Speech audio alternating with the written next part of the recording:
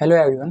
देखिए आज की इस वीडियो में हम बात करेंगे BSc fifth semester physics unit number 7 हमारे यहाँ पर चल रही है और आज का टॉपिक रहेगा मैक्सवेल बोल्ट्जमैन स्टैटिक्स। देखिए डिस्ट्रीब्यूशन लॉ जो यूनिट नंबर 7 है हमारी फिफ्थ सेमेस्टर में, उससे पहले मैंने आपको थोड़ा सा बताया था कि बेसिकली मैक्सवेल बोल्ट्जमैन स्टैटिक्स होती क्या है, फिर बोस आइंस्टाइन स्टैटिक्स क्या होती है, फर्मी डायरेक्ट स्टैटिक्स क्या होती है, इनमें बेसिक डिफरेंस क्या होता है। तो राइट, ये हम ऑलरेडी कवर कर चुके हैं, तो ये आपको पता होगा।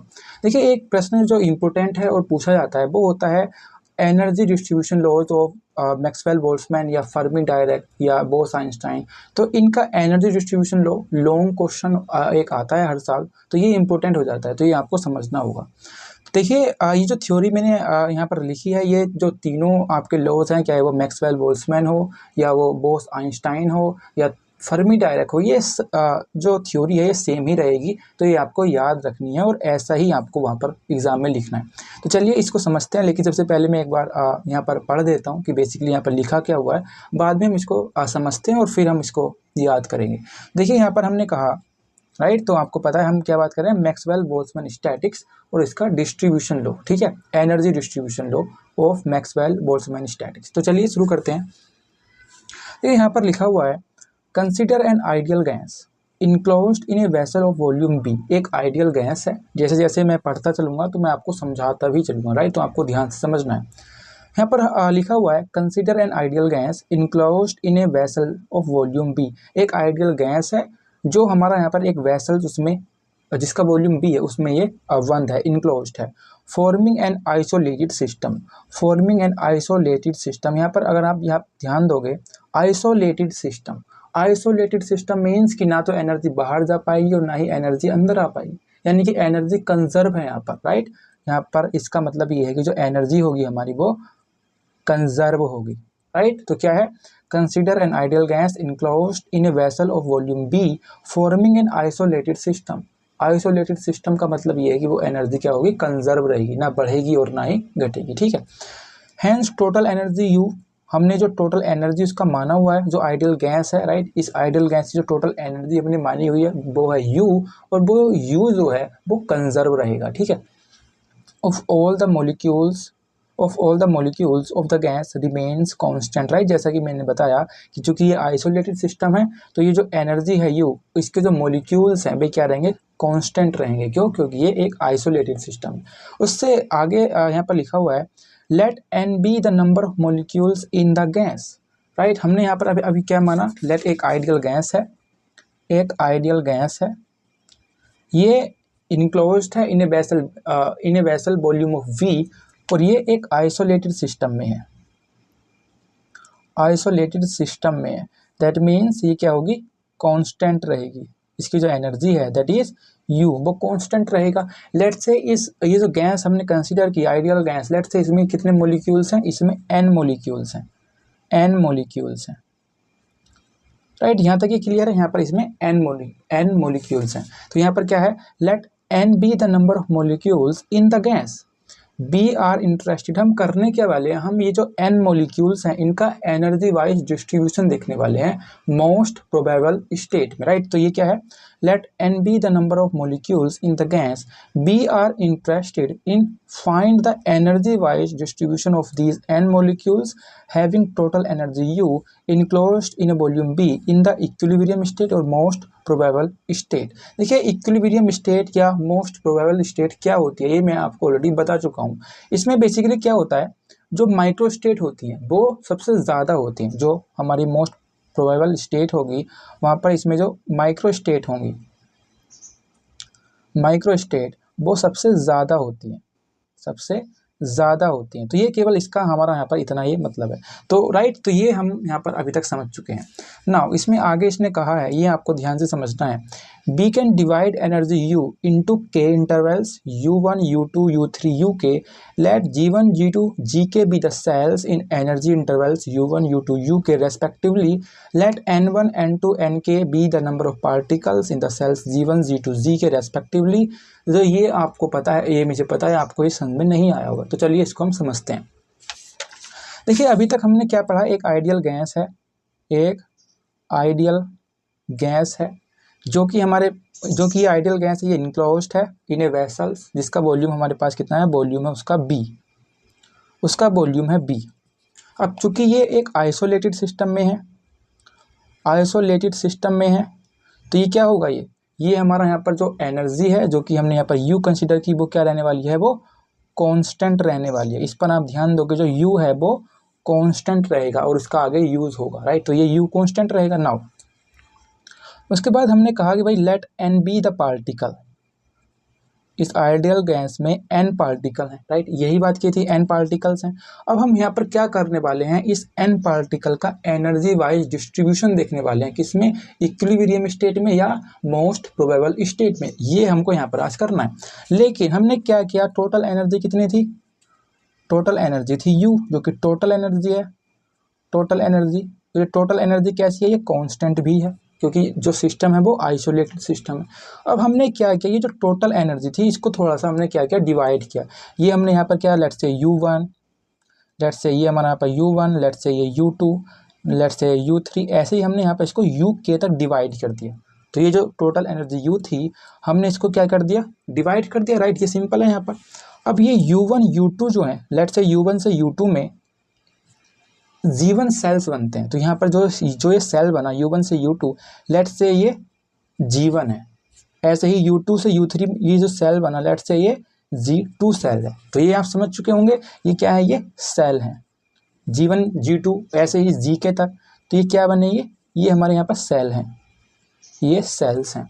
अब इन सेल्स में लेट्स से G1 सेल्स में N1 पार्टिकल हैं, G2 सेल्स में N2 पार्टिकल हैं, ऐसे ही G के सेल्स में N के पार्टिकल हैं। लेकिन टोटल पार्टिकल कितने हैं, N है, जैसा हमने अभी यहाँ पर कहा। तो राइट, ये इस तरह से हम यहाँ पर इसको डिवाइड करते हैं।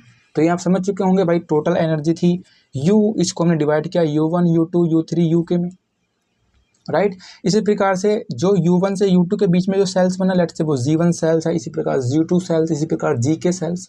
लेट्स से G1 सेल्स में N1 पार्टिकल हैं, G2 सेल्स में N2 पार्टिकल हैं, इसी प्रकार Gk सेल्स में N के पार्टिकल हैं। टोटल पार्टिकल N, जो कि हमारा यहाँ पर मैंने आपको ऑलरेडी बताया हुआ है। तो ये जो थ्योरी है, केवल थ्योरी में इतना मैंने यहाँ पर लिखा हुआ है। तो राइट, आसान है। तो एक बार अगर हम फिर से समझें, क्योंकि ये इंपॉर्टेंट है और याद करनी है। Consider an ideal gas enclosed in a vessel of volume B forming an isolated system. Hence, total energy U of all the molecules of the gas remains constant. Let N be the number of molecule in the gas. हम क्या करने वाले हैं, we are interested in find the energy wise distribution of these N molecules having total energy U enclosed in volume B in the equilibrium state or most probable state. ये क्या होती है, ये मैंने आपको अभी बताया कि भाई इसमें माइक्रो स्टेट जो होंगी वो सबसे ज़्यादा होती हैं। तो ये आपको ध्यान नहीं देना है। Now we can divide energy U into K intervals, like जैसे हमने यहाँ पर अभी ये किया u1 u2 uk, राइट। तो we can divide energy U into K intervals like u1 u2 u3 uk. Let g1 g2 gk be the cells in energy intervals u1 u2 uk respectively. Let g1 g2 g3 be the energy intervals respectively, right. Let n1 n2 nk be the number of particles in cells g1 g2 gk respectively. Let n1 n2 n3, right, g1 g2 में ये क्या होंगे, ये particle हो जाएंगे, particle in sales G1 G2 जी के respectively. अब एक फॉर्मूला यहाँ पर होता है थर्मोडाइनमिकल प्रोबेबिलिटी का, जो आपको याद रखना है। ये क्या होता है, of microstate N1 N2 Nk is given by, ये फॉर्मूला होता है और ये आपको याद रखना है। तो ये फॉर्मूला होता है W is equal to n factorial G1 की पावर N1 G2 की पावर N2 इसी प्रकार Gk की power Nk upon N1 factorial N2 factorial इसी प्रकार से Nk फैक्टोरियल। और ये फॉर्मूला आपको याद रखना है और इसी फॉर्मूले की सहायता से ही हम जो मैक्सवेल बोल्ट्जमैन स्टैटिक्स में एनर्जी डिस्ट्रीब्यूशन है वो कर पाएंगे। तो अब जो भी होगा वो मैथमेटिकल डेरिवेशन है, तो आपको केवल ध्यान देना है। देखिए हम यहाँ पर क्या करेंगे, हम यहाँ पर लॉग लेंगे दोनों ओर, हम यहाँ पर क्या करेंगे, लॉग लेंगे। तो हम इसको लिख सकते हैं log W is equal to, अब देखिए log, जैसे log A plus log AB होता है, तो हम उसको log A plus log B लिख सकते हैं, राइट। इसको हम क्या लिख सकते हैं, log A plus log B। उसी प्रकार से ये सब गुणा में है, तो हम इनको क्या कैसे लिख सकते हैं, log n factorial plus log G1 की power N1 plus log G2 की पावर N2 इसी प्रकार से प्लस log जी के की पावर n के। और यहाँ पर ये अब ये क्या है, भाग में है, जब हम log लेते हैं तो ये माइनस में आ जाएगा, तो यहाँ पर माइनस कॉमन ले लेते हैं, तो ये हो जाएगा log n1 factorial n2 factorial n के फैक्टोरियल, राइट। इस टाइप से हम यहाँ पर इसको लिख सकते हैं। या हम इसको और भी थोड़ा सा सिंप्लीफाई कर सकते हैं, log n फैक्टोरियल प्लस, यहाँ पर देखिए log, ये आपको पता होगा m की पावर n, log m की पावर n जब होता है तो हम इसको n log m लिखते हैं। तो इसी प्रकार हम इसको लिख सकते हैं n1 log g1 plus n2 log g2 plus nk log gk, ये माइनस। अब इसी प्रकार से ये भी log, राइट, गुणा में है ये, तो हम यहाँ पर इसको लिख सकते हैं log n1 factorial plus log n2 factorial, right, इसी प्रकार से plus log nk factorial, right. हम यहाँ पर इसको इस टाइप से लिख सकते हैं। नाउ ये हो जाएगा log w is equal to log n factorial plus, अब देखिए इसको हम समेशन की फॉर्म में लिख सकते हैं। कैसे, ये हमारे पास हो जाएगा n i log zi। अब जहाँ पर i1 के स्थान पर अगर आप 1 रखोगे तो आपको पहला टर्म मिल जाएगा, i के स्थान पर अगर आप 2 रखोगे तो आपको दूसरा टर्म मिल जाएगा। तो इसको हम कह सकते हैं समेशन की फॉर्म में i is equal to 1 to k, right. ये हमारा पूरा टर्म ये यहाँ से यहाँ तक हो जाएगा। उसी प्रकार इसको भी हम यहाँ पर इसी टाइप से लिख सकते हैं। ये हो जाएगा i is equal to 1 to k log n i factorial, log n i factorial, right, क्योंकि n i के स्थान पर अगर आप 1 रखोगे तो ये 2 रखोगे तो ये 3 रखोगे तो ये k रखोगे तो ये आ जाएगा। नाउ एक फॉर्मूला होता है स्टर्लिंग फार्मूला, मैथमेटिक्स में एक फॉर्मूला होता है स्टर्लिंग फार्मूला, स्टर्लिंग फार्मूला। वो ये कहता है कि भाई log n फैक्टोरियल जो होगा वो हमारे पास होगा n log n minus n। जो log n फैक्टोरियल का जो फॉर्मूला होता है वो होता है n log n minus n। तो यहाँ पर आप देख पा रहे होगे n फैक्टोरियल है, यहाँ पर भी n फैक्टोरियल है, तो यहाँ पर हम इसका यूज़ कर सकते हैं, तो इसका हम यूज़ करेंगे यहाँ पर। तो यहाँ पर हम इसको लिख सकते हैं log w is equal to n log n minus n plus, right, Stirling formula i is equal to 1 to k n i log ji I minus, यहाँ पर ये हो जाएगा i is equal to 1 to k, यहाँ पर ये हो जाएगा n, अब देखिए i है तो यहाँ पर n i हो जाएगा, n i log n i minus n i। तो देखिए यहाँ पर हम इसको लिख सकते हैं, ये हो जाएगा log w, ये हमारे पास हो जाएगा log w is equal to n log n minus n, ये था n log n minus n, i is equal to 1 to k n i log ji I minus i is equal to 1 to k n i log n i log n i। देखिए यहाँ पर अगर आप देखोगे तो ये minus है और यहाँ पर भी माइनस है, तो माइनस इंटू माइनस ये प्लस हो जाएगा, राइट। तो हम इसको लिख सकते हैं प्लस, और ये समेशन जो है इस समेशन को हम यहाँ पर लिख सकते हैं। यहाँ पर ये हो जाएगा i is equal to 1 to k n i, right. ये हमारा यहाँ पर आप देख सकते हो, इस टाइप से हम यहाँ पर इसको लिख सकते हैं। नाउ अब देखिए ये जो वैल्यू है, अगर आप यहाँ पे इसको ध्यान से देखोगे तो i is equal to 1 to k n i है, मतलब ये जो समेशन अगर आप देख रहे होंगे तो ये क्या है, ये टोटल जो पार्टिकल हैं n को रिप्रेजेंट कर रहा है। ये जो होगा हमारे पास i is equal to 1 to k n i, ये बेसिकली जो टोटल नंबर ऑफ पार्टिकल है उसी को ही रिप्रेजेंट कर रहा है। ये हमारा यहाँ पर सेम है, तो यहाँ पर हम इसके स्थान पर ये रख सकते हैं n की वैल्यू, तो ये हो जाएगा log w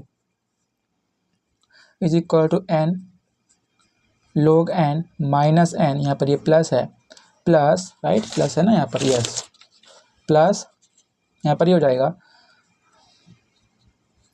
i is equal to 1 to k N I log ji I minus i is equal to 1 to k N I log N i plus n, right. ये हमने यहाँ पर इसकी वैल्यू यहाँ पर रख दी। नाउ इस n से ये n कैंसिल हो जाएगा, तो हमारे पास बचेगा log w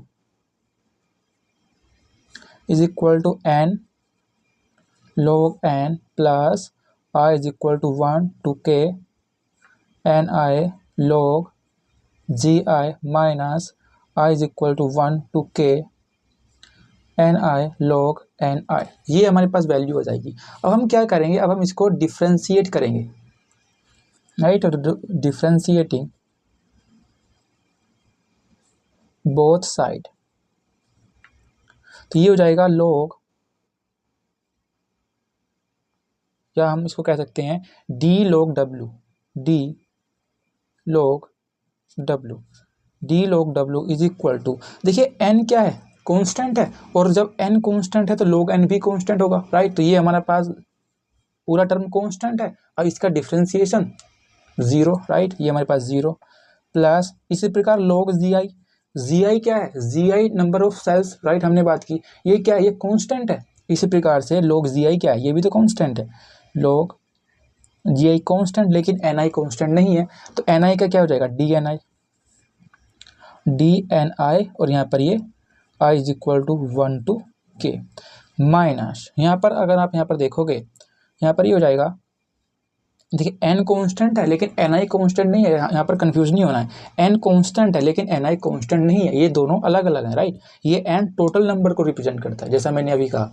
तो ये हमारे पास इसका डिफ्रेंशिएशन हो जाएगा माइनस, यहाँ पर देखिए दोनों का डिफ्रेंशिएशन होगा, तो ये हम यहाँ पर किस टाइप से करेंगे, first function let's say log N I d y d x, second function d y, right, तो डी एन आई हो जाएगा second function plus second function that is n I, right, let's say ये second, ये first, second, फिर log N i का जब हम करेंगे तो log एन आई का क्या होगा, 1 अपॉन एन आई हो जाएगा, 1 अपॉन एन आई, और फिर एन आई का करेंगे एक बार और, तो ये हो जाएगा डी एन आई, और यहाँ पर ये आई इज इक्वल टू 1 टू के, राइट, एन आई से एन आई कैंसिल हो जाएगा, तो यहाँ पर हम इसको लिख सकते हैं d log w is equal to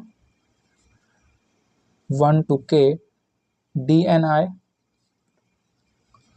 log ji i, यहाँ पर ही हो जाएगा minus i is equal to 1 to के log N I D N I minus, देखिए यहाँ पर ये माइनस है तो यहाँ पर ये माइनस आ जाएगा, और i is equal to 1 to के डी एन आई, राइट।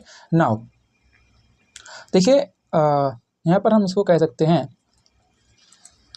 अगर आप यहाँ पर देखोगे ये इक्वेशन नंबर, लेट्स से ये इक्वेशन नंबर 4 या 3 या 2 या जो भी, let's say equation number 3, let's say 2, क्योंकि पहले भी तो नहीं ली हमने, इक्वेशन नंबर 2, इक्वेशन नंबर 2 को जब आप देखोगे, राइट, ये क्या है, ये n जो है ये क्या है, ये कांस्टेंट है, जैसे मैंने अभी कहा, राइट, जब हमने इसको डिफरेंशिएट किया था n log n को, तो ये 0 हुआ था, क्यों, क्योंकि n कांस्टेंट है। इसी प्रकार से n क्या है, ये कांस्टेंट है।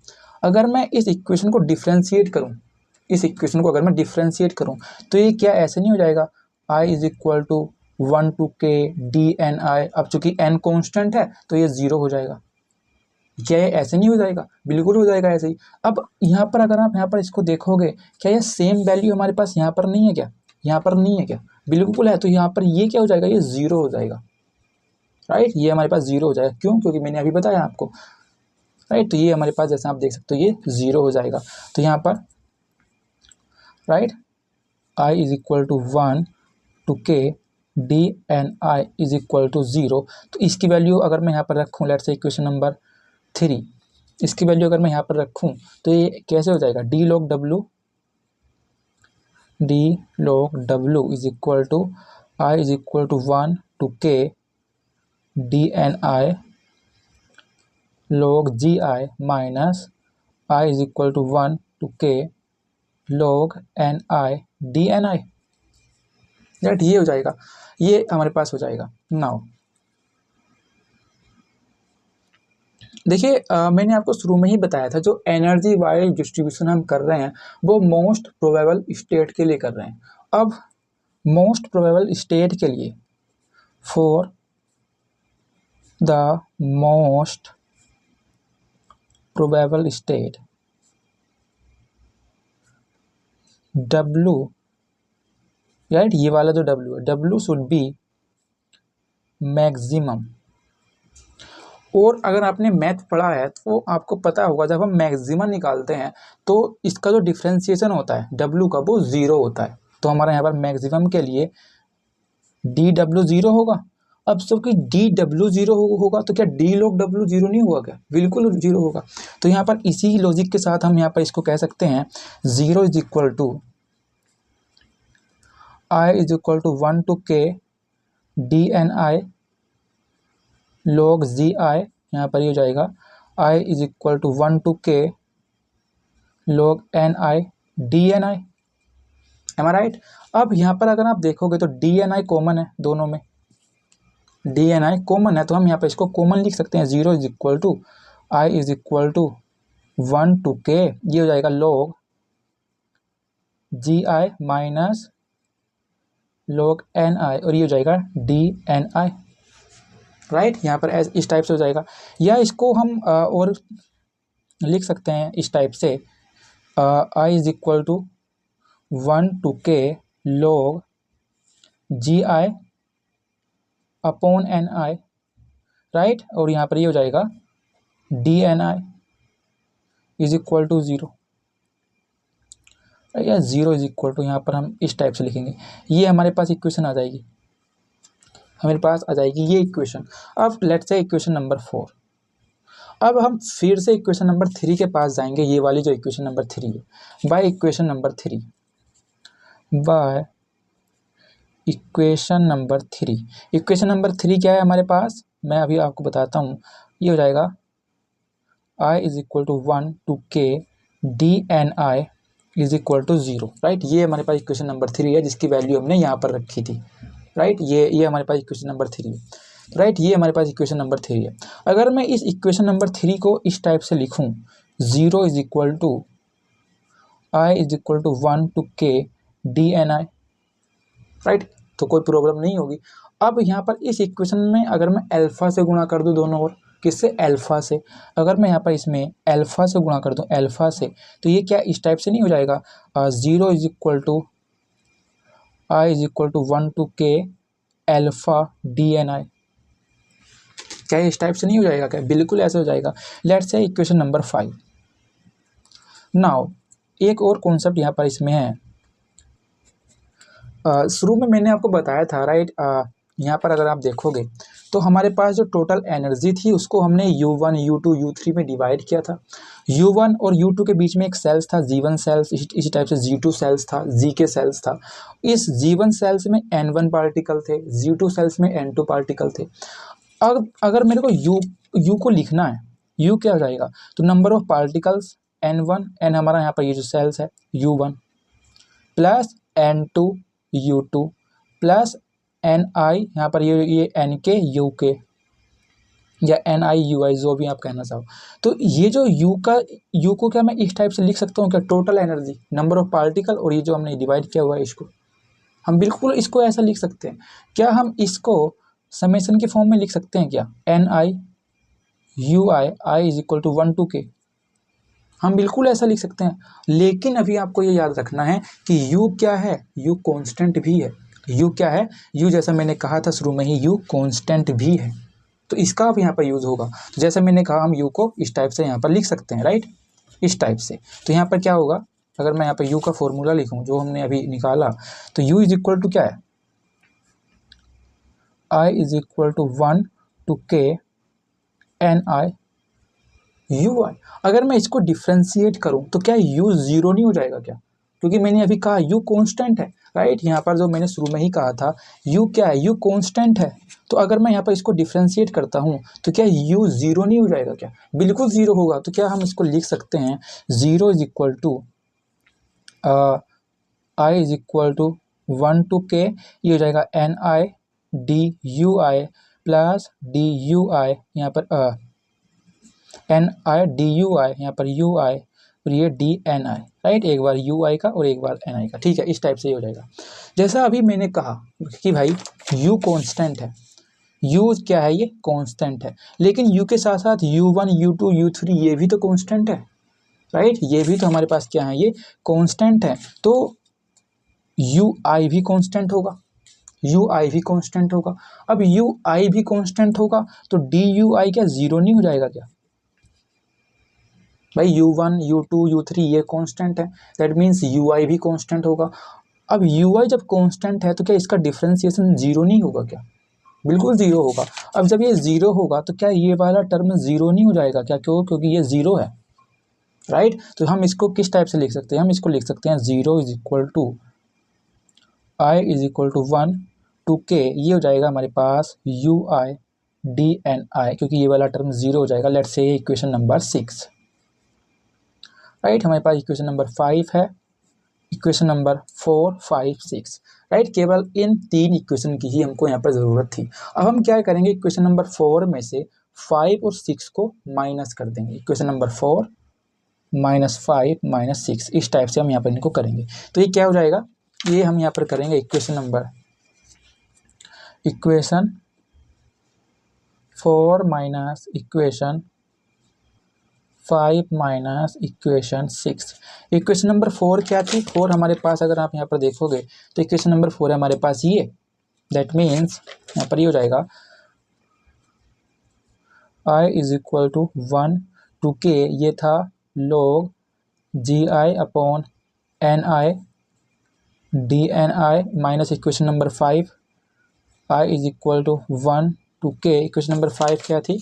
इक्वेशन नंबर 5 हमारे पास ये alpha d N i, alpha d N i, alpha d N i, यहाँ पर i is equal to 1 to k. यहाँ पर अभी एक चीज़ और रह चुका है, यहाँ पर हमने इक्वेशन नंबर 6 में हमको बीटा से गुणा करनी पड़ेगी।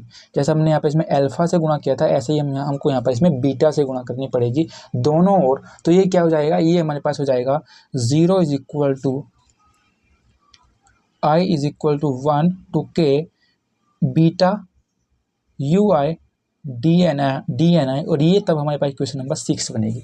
तो ये हमारे पास इक्वेशन नंबर 6 है बीटा से गुणा करने के बाद, that is beta you I D N I, और ये सबके शुरू में 0 था, राइट। ये हमारे पास इस टाइप से beta you I D N I, right, ये हमारे पास हो जाएगा। नाउ इसको हम यहाँ पर लिख सकते हैं 0 is equal to I is equal to 1, या लेट्स से हम 0 इधर लगाते हैं 0, ये हमारे पास हो जाएगा कि देखिए यहाँ पर अगर आप देखोगे तो डी एन आई क्या है, ये कॉमन है, तीनों में डी एन आई कॉमन आपको देखने को मिलेगा। तो हम यहाँ पर इसको लिख सकते हैं log ji I upon N I minus alpha minus beta you I, और यहाँ पर सबके डी एन आई कॉमन है, और ये हमारे पास हो जाएगा 0, राइट। इस टाइप से यहाँ पर ये हो जाएगा। यहाँ पर ये इज इक्वल टू 0 है, तो क्या log ये वाला टर्म भी 0 नहीं होगा क्या? बिल्कुल 0 होगा। तो ये हम इसको कह सकते हैं log ji I upon N I minus alpha minus beta you I is equal to 0, या हम इसको कह सकते हैं log जी आई अपॉन एन आई, राइट। ये log जो है ये केवल इसके साथ है, is equal to alpha plus beta you I, alpha plus beta you I, या हम इसको कह सकते हैं जी आई, अगर मैं यहाँ पर log इसको हटाऊँ, G I upon N I is equal to E की power alpha plus beta you I. हमने क्या किया, ये log को यहाँ पर हटाया तो यहाँ पर ये ई की पावर में आ जाएगा, राइट। आपको ये कॉन्सेप्ट पता होगा, यहाँ पर ये हो जाएगा। या मैं इसको कह सकता हूँ N I upon G I is equal to 1 upon E की power alpha plus beta you I, या N I is equal to G I upon E की power alpha plus beta you I. और यही हमको क्या करना था, जो एनर्जी डिस्ट्रीब्यूशन था, दिस इज